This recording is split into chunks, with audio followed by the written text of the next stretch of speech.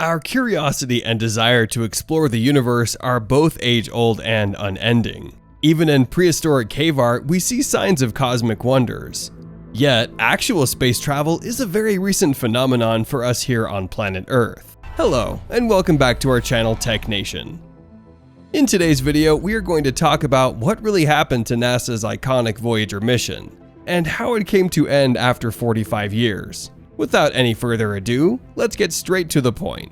The voyage of NASA's Voyager space probes has been incredible. Launched in 1977, they have spent almost half a century traveling away from Earth, more than any other man-made object ever. But after decades of travel, as the two Voyager spacecraft start to weaken, NASA is considering a potential shutdown schedule. NASA's Voyager program has been one of the most important steps in the history of space exploration. A concretization of the ancient human desire to learn more about the universe. Launched in 1977, the two probes have been pushing the boundaries of space exploration and providing new insights for space research ever since.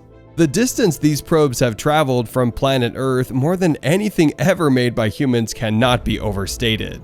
As a result, these explorers will probably retain the record for the farthest human-made object for many years, if not decades. The Voyager spacecraft surprised scientists when they provided the first up-close views of the moons of Jupiter and Saturn early in their journeys, 4 decades ago.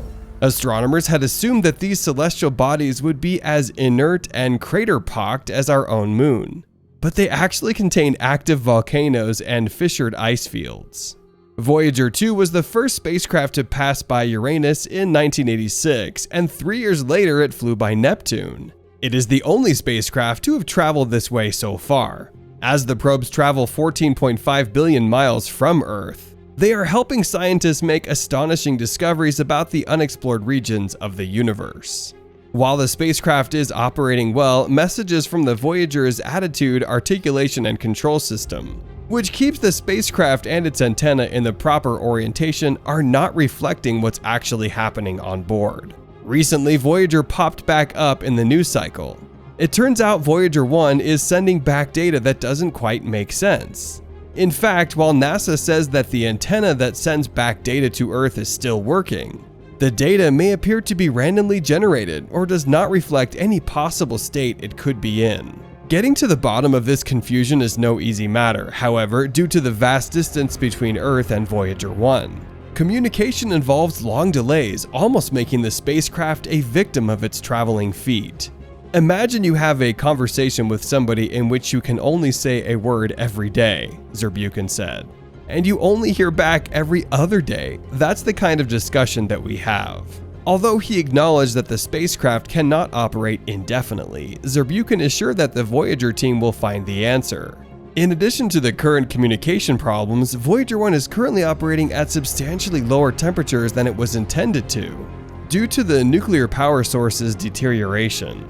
I'm not telling you that it's the end of that mission, he emphasized, noting that the team behind the mission has addressed many glitches over Voyager's long life. Make no mistake, there have been issues ever since I've been at NASA that really were concerning, but the team has solved it, he said. But also, if one day, if it's no longer solved, it is an immediate success and we should take out the champagne. Radioisotope thermoelectric generators, or RTGs, which are fueled by the heat from decaying plutonium spheres, are used to power the two probes. The instruments on both Voyagers are, however, being shut off one by one, as the output of these RTGs is dropping by around 4 watts a year. According to some estimates, the probes could cease to exist as early as 2025 because the plutonium that powers them will no longer be able to sustain them. Others who are more optimistic believe that the Voyagers may still operate for the next 10 years. The instrument's hardwired electronics have survived the test of time remarkably well, in spite of their age. The primitive computers on board the probes don't require much power. All of the data collected by the instruments on Voyager is stored on an 8-track tape recorded and sent to Earth, using a machine that uses up about as much power as a refrigerator light bulb. As energy on board is dwindling, NASA is going to have to decide which instruments will get the power. The radio systems on Voyager systems were primarily designed to support the planetary flybys, and so were optimized to stream as much science data as possible back to DSN. The close approaches to each of the outer planets meant each spacecraft accelerated dramatically during the flybys, right at the moment of maximum data production from the 10 science instruments on board. The computer on board the spacecraft is outdated and does not require much power. Scientific American explains that the power consumption of this transmitter is as low as that of a refrigerator interior light. Also, the increasing distance to each Voyager has drastically decreased the bandwidth available to downlink science data. When the spacecraft made their first flybys of Jupiter, data streamed at a relatively peppy 115,200 bits per second. Now, with each of the spacecraft approaching a full light day away, data drips in at only 160 bps. Uplinked commands are even slower, a mere 16 bps, and are blasted across space from the DSN's 70-meter dish antennas, using 18 kilowatts of power. The uplink path loss over the current 23 billion kilometer distance to Voyager 1 exceeds 200 dB. On the downlink side, the DSN telescopes have to dig a signal that has faded to the attowatt 10 to 18 watt range. That the radio systems of Voyager 1 and Voyager 2 worked at all while they were still in the main part of their planetary mission is a technical achievement worth celebrating. The fact that both spacecraft are still communicating despite the challenges of 4 decades in space and multiple system failures is nothing short of a miracle. How then do spaceships designed to last 4 years still function after 45 years?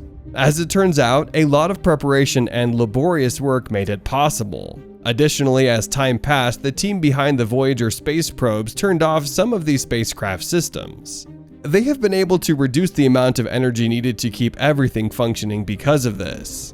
If there's one thing we can take away from the voyage of the iconic probes, it's this. The human race has existed for a very short amount of time in the history of the universe, on a tiny and fragile planet that won't be here for long. And there's an entire universe beckoning us to step out of the comfort zone of human hubris and into great adventures.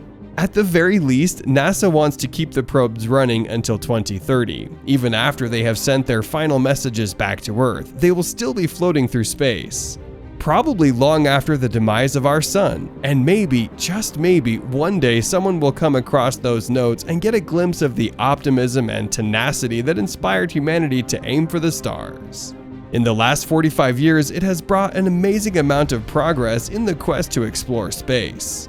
In addition to landing people on the moon, we have also learned more about our solar system than ever.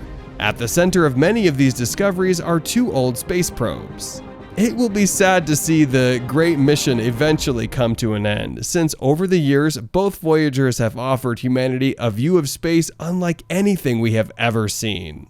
With that, our video has come to an end here. Don't forget to subscribe to our channel and hit the bell icon to keep up with our latest content.